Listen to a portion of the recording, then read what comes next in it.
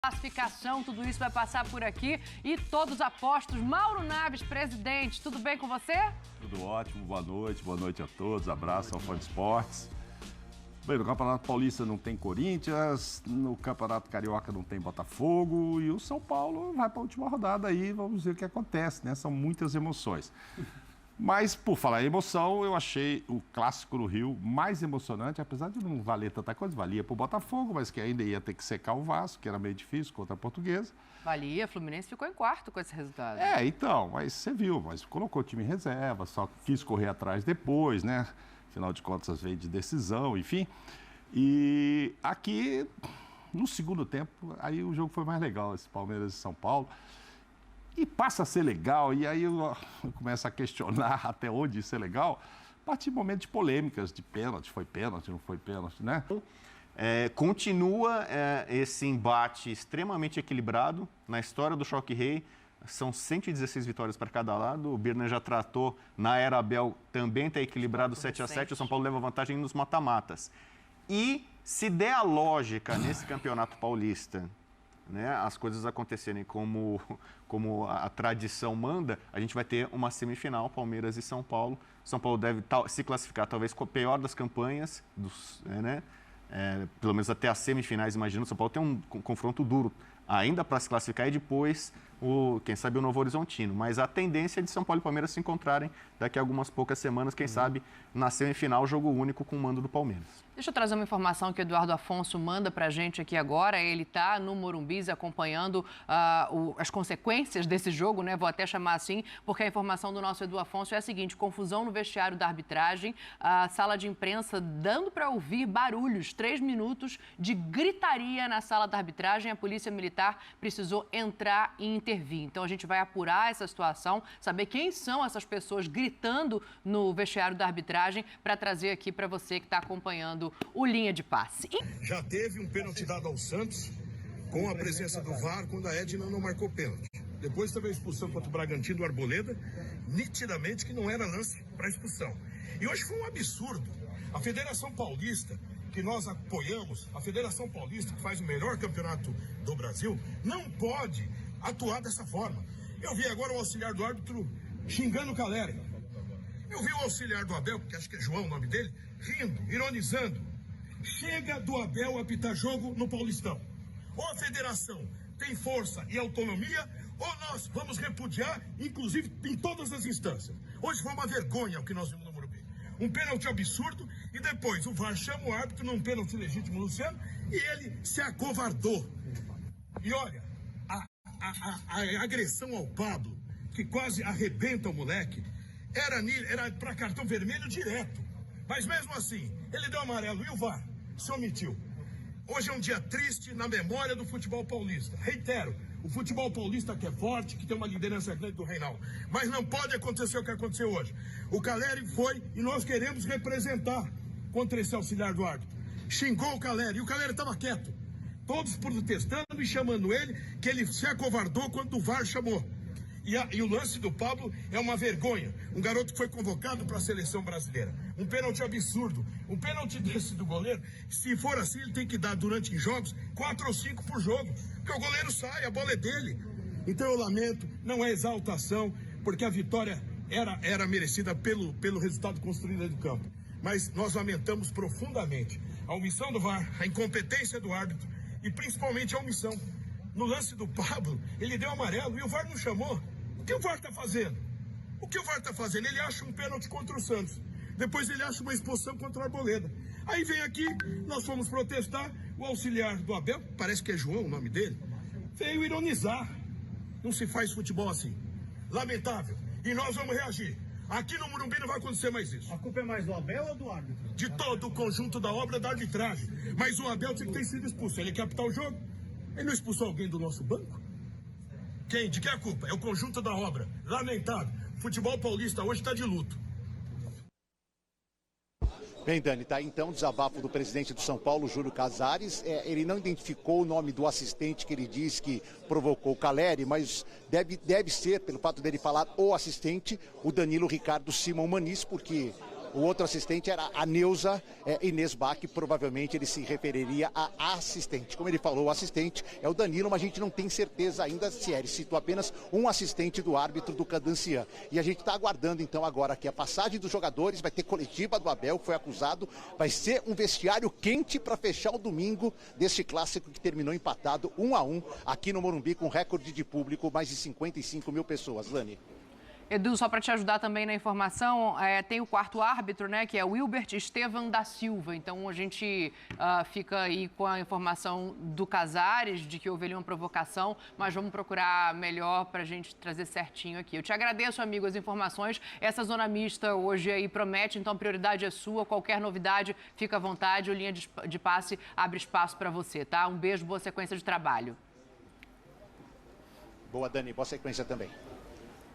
Bom, tá aí então, né? O Edu Afonso trazendo uma declaração fortíssima do Júlio Casares. Rodrigo, vou passar a palavra a você, né? Ia pegá-la antes dessa entrada ao vivo. A gente fica agora obrigatoriamente na arbitragem, porque a informação é quente e eu quero ouvir vocês em relação à procedência do que diz ali o Casares. Acho que a gente pode separar o tom e o que é dito, né? Como a gente precisa fazer muitas vezes no futebol brasileiro. Então, quero te ouvir. Acho que o Casares está fazendo mais do mesmo no futebol brasileiro. Essa explanação dele, efusiva ali e tal, visceral, sanguínea, é uma forma de jogar para a torcida, né? De atender ao público dele, aos São Paulinos. Um posicionamento quase que oficial, né? Você tem uma forma de fazer uma coisa mais elegante, talvez. Uma nota oficial ali e tal, mandar um ofício para a federação acontecendo a arbitragem. Ele vem a público e ele sabe usar muito bem o microfone, o cara já trabalhou com comunicação, trabalhou em televisão e tal.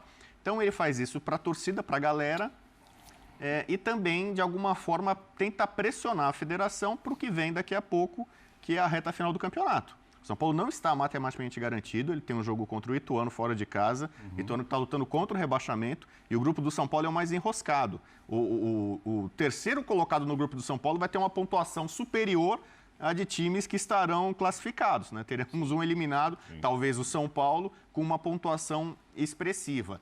E também, sobretudo, a relação entre São Paulo e Palmeiras se modificou. Vamos voltar no tempo um pouquinho, né? Um ano, né? O São Paulo e Palmeiras estavam, digamos que, amigos, aliados. O São Paulo fez jogo contra o Água Santa, jogo que o eliminou do Campeonato Paulista no Allianz Parque. O Palmeiras fez um jogo da Libertadores contra o Cerro Porteño no Morumbi. Havia uma espécie de congraçamento ali entre a Leila, que é a chefa da delegação hoje da Seleção Brasileira, para esses próximos amistosos, e o Casares acabou meio que tomando um caminho bastante diferente. Passou a virar um dos grandes defensores do gramado natural contra o gramado sintético. Sim. Foi jogar na Vila Belmiro, não joga mais no Allianz Parque, reclamou das contusões do São Paulo que acontecem ali. Naquele 5-0 do Palmeiras sobre o São Paulo ali, a relação estremeceu de vez, provocações, tal, a rivalidade crescente. Tivemos uma Supercopa recente em que o São Paulo levou a melhor. O André citou a fala do Abel colocando o São Paulo como uma pedra no sapato. Então, o Caleri, que não jogou hoje, né? Aliás, você vê, em curto espaço de tempo, né? Na Supercopa, você tinha o desfalque do Endrick, do Palmeiras, e o Lucas Moura, do São Paulo. Hoje, o embate que tem sido tão forte, que é Gustavo Gomes contra Caleri, não aconteceu hoje. Sim. Não sei se vai acontecer mais para frente, porque Gustavo Gomes talvez não jogue nesse Paulista. Mas as diretorias de São Paulo e Palmeiras, e isso passa também para a comissão técnica, não o Carpini, né? Mas a pressão do Casares ali, do Belmonte, também é para a comissão técnica do Palmeiras. Isso já tem muito de rivalidade e de um embate que pode acontecer ainda nesse ano na Libertadores, pode acontecer de novo na Copa do Brasil. O São Paulo, o Casares, numa entrevista, né, foi no Roda Viva, ele pontuou que o São Paulo era protagonista, né? E naquele momento o São Paulo ainda não era campeão da Copa do Brasil, não tinha vencido a Supercopa em cima do Palmeiras. Então o Casares está, digamos assim, comprando essa briga. Mas a rivalidade crescente é o suficiente para uma declaração dessa? Eu me refiro, assim, ao campo, porque a gente precisa olhar também o que aconteceu no campo, como foi a arbitragem, porque se é só isso, eu acho que é muito pouco, respeitando qualquer rivalidade, mas para você vir e dar uma declaração dessa, ele está insatisfeito com o que aconteceu no jogo de hoje. Eu prestei atenção, né, infelizmente, né, porque eu não acho que um presidente de clube deve se manifestar dessa forma, não acho que fica bem. especialmente para quem se apresenta como diferente dos demais, que é o caso do presidente do São Paulo, e ele não está sendo diferente de ninguém, ao querer, como diz Rodrigo, jogar para a torcida, é exatamente o que ele está fazendo e só o que ele está fazendo. 2 frases. A primeira, aqui no Morumbi isso não vai acontecer mais. O que ele vai fazer para que o São Paulo não tenha mais uma, na opinião dele, São Paulo, uma arbitragem ruim no Morumbi? Ele vai fazer o quê? O que ele pode fazer é um documento à federação. Vamos repudiar até a última instância. Qual? É tudo muito vazio, são bravatas muito vazias, né? Um presidente fala assim, aqui no Morumbi isso não vai mais acontecer. O que é? Aqui no Morumbi só acontece o que a gente gosta. E sem entrar no mérito dos lances, não é no vestiário do árbitro que você tem que reclamar depois do jogo. Isso é para o final. Por final. A outra frase é, o futebol paulista está de luto. É cômico um presidente dizer uma coisa dessa, porque ele não gostou da atuação de um árbitro num clássico, na fase de classificação do Campeonato Estadual. Isso é uma comédia. Não é nada engraçado, mas só posso encarar dessa forma. E a última coisa é, antes de dar essa entrevista, provavelmente esse dirigente estava esbravejando na sala da arbitragem. Sim. Como que alguém que faz isso, e se não foi ele, tinha gente lá, porque esse é o relato do Edu, gente do São Paulo esbravejando na sala da arbitragem, as pessoas ali ouviram. Como que alguém pode reclamar da situação do campeonato estadual fazendo isso? E só uma coisa sobre o que o André está dizendo, porque as pessoas precisam entender a diferença. Como o André, a opinião dele, eu vou dar a minha depois, estou segurando para a gente, na hora que a gente for discutir os lances. Ele acha que o árbitro errou. Sim, eu vou passar lance a lance ainda, tá? Ou seja, ele não discorda da avaliação do presidente de São Paulo sobre essas 2 decisões do árbitro. Eu comecei dizendo, são 2 coisas, uma é o tom e a outra é a arbitragem. E o Caleri foi envolvido nisso aí, porque provavelmente, não sei se o presidente foi lá, como imagina-se, mas o Caleri deve ter ido, né? Porque o Eduardo cita que Os jogadores do São Paulo que não estavam à disposição estavam no Morumbi acompanhando a partida do Rato. Porque o presidente fala que o Caleri foi hostilizado ali, não sei o quê, porque ele foi lá, então, reclamar. Eu acho que tudo isso como vocês estão colocando. Cara, parece que era uma final da Copa do Mundo e o São Paulo foi garfado, etc. O Oswaldo Pascoal, que costuma muito dizer isso, nada é para esse jogo, é para o próximo. Para frentemente? Para frentemente, é óbvio. Esse acabou, não tem jeito, não vai mudar nada. Só que o São Paulo não está classificado, tem uma decisão fora de casa com o Ituano. Então você tem que preparar o terreno.